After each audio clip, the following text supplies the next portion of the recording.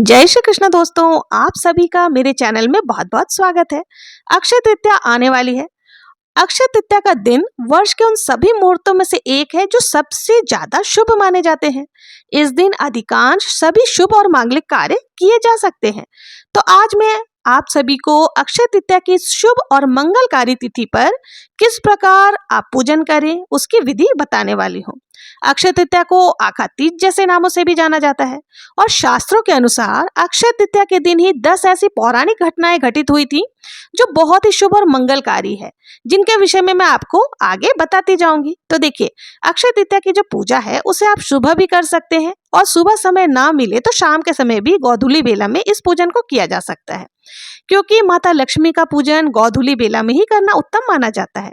तो इस प्रकार से हल्दी से मैंने अष्टदल, कमल आदि बना लिया है, या गेरू से भी आप नीप कर जो भी आपको चौक पूरना आता है वैसे आपको चौक पूर लेना है और बहुत ही साफ सुथरी जगह चुनकर आपको चौक पूरना है। अब हम यहाँ पर छोटा सा स्वास्तिक बना लेंगे। इसमें देखिए, हल्दी का प्रयोग आप जरूर से करें। रंगोली अगर बनानी आती है तो वो भी आप बना सकते हैं। इसके बाद यहाँ पर इसके ऊपर हमें एक चौकी लगा लेनी है। चौकी के ऊपर लाल या पीले रंग का वस्त्र आप बिछा सकते हैं। माता लक्ष्मी और भगवान विष्णु को आसन देने के लिए मैंने चौकी के ऊपर ही छोटा सा पाटा अलग से आप लगा सकते हैं, या फिर उसी के ऊपर छोटा सा मैंने लाल कपड़ा बिछा लिया है। अब देखिए, थोड़े से हमें अक्षत लेने हैं और पूजा में जो अक्षत आप प्रयोग करें, ध्यान रखें वो टूटे फूटे नहीं होने चाहिए। अब हमें माता लक्ष्मी और श्री हरि विष्णु जी की कोई भी तस्वीर, चित्र, मूर्ति जो आपके पास है उनको यहाँ विराजमान कर लेना है। देखिए, लक्ष्मी माता के साथ अगर श्री हरि विष्णु की पूजन करते हैं तो लक्ष्मी माता बहुत प्रसन्न होती है। इसके साथ ही हमें यहाँ पर गणेश जी को भी विराजमान कर लेना है। तो गणेश जी की जिनकी आप रोज पूजन करते हैं मंदिर में, उनको यहाँ पर आपको विराजमान कर लेना है। हमने यहाँ पर सभी को विराजमान कर लिया है। अब देखिए, एक कटोरी में आप चाहें तो देखिए गेहूं या जौ ले सकते हैं। आपको भगवान विष्णु के सीधे हाथ की तरफ में जो गेहूं है उसको रख लेना है। उसके ऊपर ही हम जो है ना घट यानी कि कलश जो है उसको स्थापित करेंगे। देखिए, अक्षय तृतीया के दिन जल से भरे हुए कोरे घड़े का दान किया जाता है और इसके पीछे भी एक पौराणिक मान्यता है जो आगे मैं वीडियो में बताती जाऊंगी। और घड़ा जो है वो आप अपने हिसाब से छोटा या बड़ा, जिस तरह का भी आपको दान करना है वैसा घड़ा ले सकते हैं, परंतु ऐसा आपको लेना है जो किसी के काम आए और वो बिल्कुल कोरा होना चाहिए, यानी नया घड़ा होना चाहिए। अब देखिए, इस पूजन में चंदन का भी विशेष रूप से प्रयोग किया जाता है। तो आप चाहें तो घड़े के ऊपर स्वास्तिक चंदन से बना सकते हैं और घड़े के कंठ पर हमें मौली धागा अवश्य ही बांध लेना है। अक्षय तृतीया के दिन ही भगवान श्री कृष्ण ने पांडवों को अज्ञातवास के दौरान एक अक्षय पात्र दिया था, जिसमें कभी भी जल और अन्न की कमी नहीं होती थी, यानी उसमें कभी भी अन्न और जल खत्म नहीं होता था। इसलिए विशेष रूप से जो घड़ा है वो जल से भरकर और थोड़ा सा उसमें अन्न डालकर उसका दान किया जाता है। तो यहाँ पर हमने घड़े को शुद्ध जल से पूरा ऊपर तक भर लिया है। अब थोड़े से इस जल में हमें चने की दाल के दाने डाल देने हैं और थोड़ा सा आप चाहें तो शक्कर या गुड़ इसमें डाल दें। ज्यादा ना डालें, क्योंकि देखिए चींटी आदि आ जाती है तो पानी खराब हो सकता है। अब देखिए, चने की दाल और जो है ना उस सोने के समान मानी गई है। बहुत अधिक मात्रा में हमें चने की दाल नहीं डालनी है और उसके ऊपर हमें देखिए ढक्कन जरूर से रखना है और उसके ऊपर आप कोई भी ऋतु फल जो भी आप दान करना चाहते हैं ना वो भी इसके ऊपर आपको रख देना है। तो मैंने यहाँ पर खरबूजा रख दिया, क्योंकि देखिए इस मौसम में जो है ना खरबूजा बहुत ही शीतलता प्रदान करने वाला फल होता है। तो यहाँ पर हमने खरबूजा रख दिया है। अब हमें यहाँ पर एक दीपक ले लेना है। आप चाहें तो तिल के तेल का या फिर शुद्ध घी का दीपक ले सकते हैं और दीपक को हमें प्रज्वलित करना है। देखिए, दीपक प्रज्वलित करते समय हमें श्री हरि विष्णु या माता लक्ष्मी जी का या गणेश जी का नाम लेते हुए दीपक को प्रज्वलित कर लेना है। दीपक को प्रज्वलित करने के बाद देखिए, हाथ जोड़ करके हमें व्रत का संकल्प लेना है। और देखिए, व्रत का जब आप संकल्प लेंगे ना तो आपको अपना नाम, गोत्र, स्थान जरूर से बोलना है। अमुक जो भी, जैसे कि आप अपना नाम ले लें, अपना गोत्र बता दें और आपके स्थान कौन सा जहां से आप पूजन कर रहे हैं वो बताते हुए आपको पूजन का संकल्प लेना है और श्री हरि विष्णु और माता लक्ष्मी और गणेश जी से अपनी पूजा को निर्विघ्न पूरी करने के लिए प्रार्थना करनी है।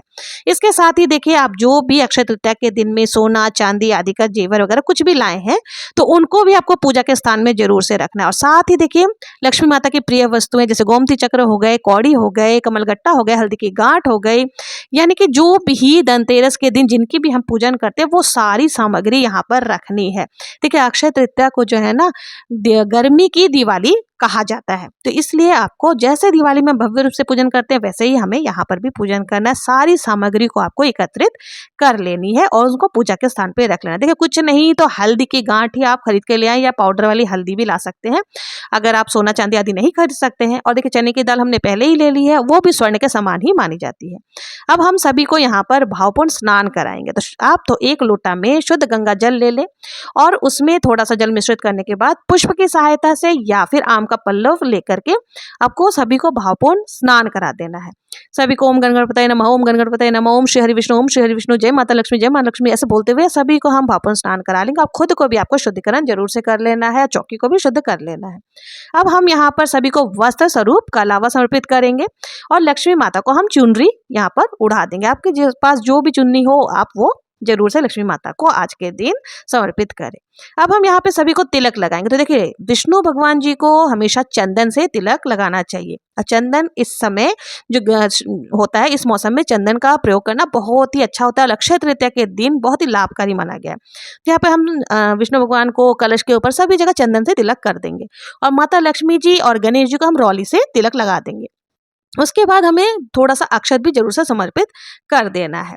और देखिए यहाँ पर आप जो भी पुष्प आदि आपके पास है वो जरूर से समर्पित करें। अगर लाल पुष्प मिल जाता है तो बहुत ही अच्छा है, नहीं तो जो भी पुष्प आपके पास है आप उनसे ही पूजन कर सकते हैं। इसके बाद देखिए हमें यहाँ पर इत्र सेवा जरूर से देनी है। इत्र देखिए खुशबूमय वातावरण सभी देवी देवताओं को अत्यंत प्रिय है। तो यहाँ पर धूप दीप आप जला ही चुके हैं हम लोग, तो थोड़ा सा जो है आपको इत्र भी जरूर से लगानी है। इत्र को आप देखिए किसी भी कॉटन की सहायता से लगा सकते हैं या फिर आप जो मौली धागा होता है उसमें थोड़ा सा इत्र लगा करके आपको भगवान श्री हरि विष्णु, माता लक्ष्मी आदि सभी को समर्पित कर देनी है। अब हम सभी को यहाँ पे इत्र आदि सेवा दे चुके हैं। आज के दिन देखिए लड्डू गोपाल को भी चंदन सेवा दी जाती है। तो लड्डू गोपाल को किस प्रकार से चंदन से सेवा दी जाती है वो उसका वीडियो भी मेरे चैनल पर है, आप वहां से देख सकते हैं। अब देखिए अक्षय तृतीया के दिन जो 10 पौराणिक घटनाएं घटित हुई थी उनमें से पहली है त्रेता युग की शुरुआत, दूसरी है महाभारत लिखने की शुरुआत, तीसरी है परशुराम अवतार और चौथी है कृष्ण द्वारा सुदामा को अक्षय निधि की प्राप्ति। अब इसके साथ ही हम यहाँ पर लक्ष्मी माता और विष्णु भगवान और गणेश जी को भोग प्रसाद समर्पित करेंगे। तो भोग में देखिए आपको गुड़ जरूर से समर्पित करना। जो भी मिष्ठान आपने बनाया है आज के दिन देखिए खीर जरूर से हमें बनानी चाहिए, तो खीर का भोग भी आप जरूर से लगाएं। और जो भी मिठाई आदि आपने बनाए हैं या फिर आप बाजार से लाकर भी लगा सकते हैं। इसके साथ ही देखिए ऋतु फल आदि आपको जरूर से चढ़ानी चाहिए, जैसे ककड़ी हो गए, इस समय नए आते हैं सीजनल फ्रूट्स। उसके साथ ही देखिए केले हो गए, आम हो गए और जो खरबूजा हो गए, ये सब का भोग आपको जरूर से लगाना चाहिए। अब देखिए यहाँ पर हम लक्ष्मी माता को श्रृंगार सामग्री भी जरूर से समर्पित करेंगे।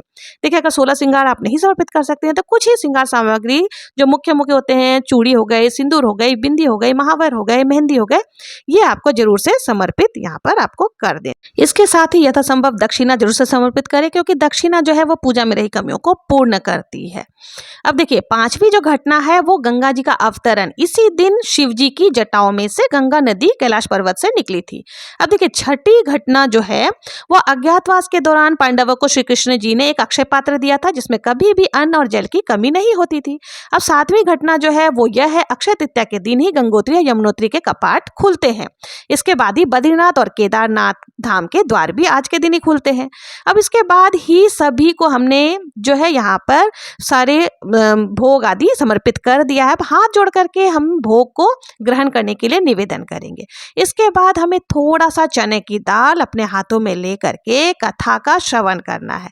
तो देखिए अक्षय तृतीया की जो कथा है ना वो आपको मेरे चैनल पर मिल जाएगी। अगर हम यहाँ पर कथा सुनाएंगे तो वीडियो बहुत ही ज़्यादा लंबा हो जाएगा। और देखिए आज के दिन अगर आपको कमल का पुष्प मिल जाता है तो बहुत ही अच्छा है, आप लक्ष्मी माता को कमल का पुष्प जरूर से समर्पित करें। तो यहाँ पर बहुत ही प्रेम पूर्वक कथा का श्रवण करने के बाद हमें क्या करना है, जो हमने हाथ में चने की दाल ली थी उसको श्री हरि विष्णु के चरणों में डाल देना है और साथ ही हमें जो थोड़ा सा जल के लोटे में डाल देना है। अब हमें आरती करनी है। तो देखिए जो दीपक हमने प्रज्वलित कर रखा है उससे भी आप आरती कर सकते हैं या फिर आप कपूर से भी आरती कर सकते हैं। तो यहाँ पर मैं जो दीपक प्रज्वलित कर रखी हूँ उसी से आरती करूंगी। तो बहुत ही प्रेम पूर्वक आपको माता लक्ष्मी जी की, गणेश जी की आरती कर लेनी है। आरती करने के बाद जो है ना हमें हाथ जोड़ करके पूजा में रही कमियों के लिए क्षमा याचना कर लेनी है और माता लक्ष्मी से अपनी मनोकामनाओं को पूर्ण करने के लिए निवेदन करना है और हमारे घर में सदैव वास करे इस प्रकार से उनसे प्रार्थना करनी है। और देखिए जब भी हम लक्ष्मी माता के साथ में श्री हरि विष्णु की पूजन करते हैं ना, तो लक्ष्मी माता अत्यंत प्रसन्न होती है। और अक्षय तृतीया के दिन हमें लक्ष्मी माता के प्रसन्नता के लिए वो सारे कार्य करने चाहिए जिससे लक्ष्मी माता प्रसन्न हो। देखिए आप जब धन संपदा आदि जहाँ रखते हैं, यानी कि ज्वेलरी लॉकर जहाँ भी आप रखते हैं, उस जगह को भी आपको उस दिन व्यवस्थित करके वहां भी धूप दीप और आरती आपको जरूर से दिखाना है।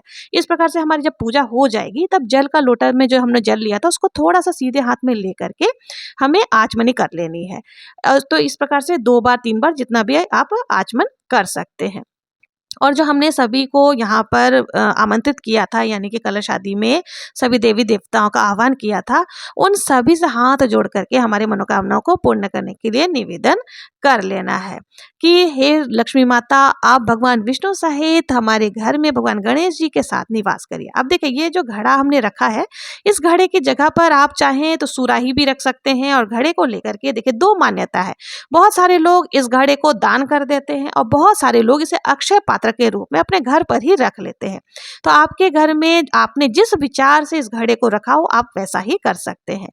अब देखिए आज के समय में अगर हमने घड़े के ऊपर में कोई स्वास्तिक आदि बना लिया और हम किसी को दान स्वरूप देते हैं तो वो लेने में हिचकिचाते हैं। तो इसलिए आप क्या करें, घड़ा हो गया, जो खरबूजा घड़े के ऊपर आपने रखा था, चने की दाल आदि थी, वो आप किसी भी मंदिर में जाके पुजारी जी को दे सकते हैं।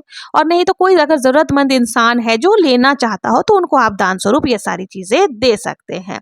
और जो हमने चौकी को हमें नहीं हिलाना है, चौकी के ऊपर जो हमने कमलगट्टा, लक्ष्मी माता के जो प्रिय वस्तुएं हैं, गोमती चक्र, रुपया आदि रखा था, उन सब को हमें लाल रंग के वस्त्र में लपेट कर रख देना। जिस प्रकार से हम दीपावली पर धन वर्षा पोटली बनाते हैं उसी प्रकार से, अगर उस समय आपने नहीं बनाया था तो आप अभी के समय भी धन वर्षा पोटली बना करके अपने तिजोरी में रख सकते हैं। इससे लक्ष्मी माता का सदैव आपके घर में निवास रहता है और आपके घर में बरकत दिनों दिन बढ़ती जाती है। तो इस प्रकार से आपको पूजन कर लेनी है। और देखिए जो श्रृंगार सामग्री आदि भी आप थोड़ा बहुत दान स्वरूप दे सकते हैं, बाकी अपने लिए रख सकते हैं। और बाकी जो भी चीजें हमने भोग प्रसाद में चढ़ाई थी वो हम प्रसाद स्वरूप पूरे परिवारजन में बांट सकते हैं। तो और फूल पत्री आदि जो भी हमने चढ़ाई थी उसे दूसरे दिन हम पेड़ पौधों में डाल देंगे ताकि वो इधर उधर ना फैलाएं, किसी के पैर नहीं लगना चाहिए। और जो हमने कलश के नीचे गेहूं रखा था उसमें और थोड़ा सा गेहूं मिला करके वो भी आपको दान स्वरूप दे देना चाहिए। देखिए अक्षय तृतीया के दिन दान करना बहुत ही शुभ माना जाता है। कई लोग स्वर्ण का दान करते हैं, लेकिन कई लोगों के सामर्थ्य नहीं होती है कि स्वर्ण दान करें, तो चने के दाल को सोना के समान माना गया है। तो आप चने की दाल को जरूर से यथासंभव आधा किलो, 1 किलो, पाव भर, जितना आपके हो सके उतना आपको जरूर से दान करना चाहिए। और आज के दिन देखिए दही, सत्तू, जो पंखा होते हैं, जो बांस के बने हुए पंखे आदि आते हैं जिसे बीजना कहते हैं, वस्त्र, छाता, चप्पल, ये चीजें भी आप आज के दिन दान कर सकते हैं। अत्यंत शुभ माना जाता है। और अनाज का दान करना महादान माना जाता है। अनाज और स्वर्ण का दान जो है महादान माना जाता है। तो इसलिए यथासंभव जितना हो सके किसी की देखा देखी आपको दान नहीं करनी है। आपके जितने सामर्थ्य है आप अपने सामर्थ्य के हिसाब से दान जरूर से करें। कुछ नहीं तो आपको 1 कलश भर करके जल का ही दान जरूर से कर देना है, ये भी महादान माना जाता है। तो ये थी अक्षय तृतीया की बहुत ही सरल पूजा विधि। आप लोगों को ये पूजा विधि कैसी लगी? अगर पसंद आई हो तो कमेंट में जय श्री हरि विष्णु, जय माँ लक्ष्मी लिखना ना भूलें। और अगर मेरे चैनल पर पहली बार जुड़े हैं तो मेरे चैनल को सब्सक्राइब जरूर से करें और ज़्यादा से ज़्यादा लाइक और शेयर जरूर से करें। मिलते हैं नेक्स्ट वीडियो में किसी और पूजा विधि के साथ। तब तक के लिए जय श्री कृष्णा, जय श्री हरि विष्णु।